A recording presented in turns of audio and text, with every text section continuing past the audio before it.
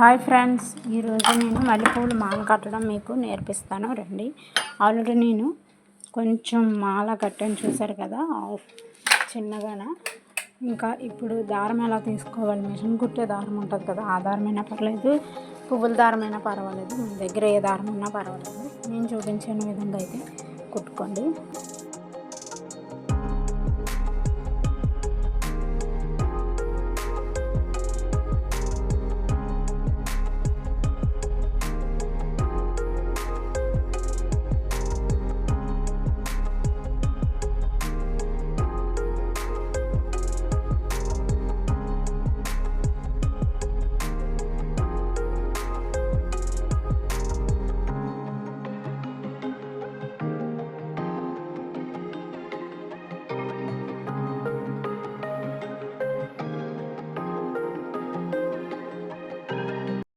చూస్తున్నారు కానీ నేను ఎలా దగ్గరగా పెట్టి కుడుతున్నాను. మీరు కూడా అదే విధంగా దగ్గరగా పెట్టి కుట్టుకుంటే మీకు మాల అనేది ఏ కనకాంబరాలైనా ఏ మాల అనేది మీరు ఈజీగా కుట్టేసుకోవచ్చు.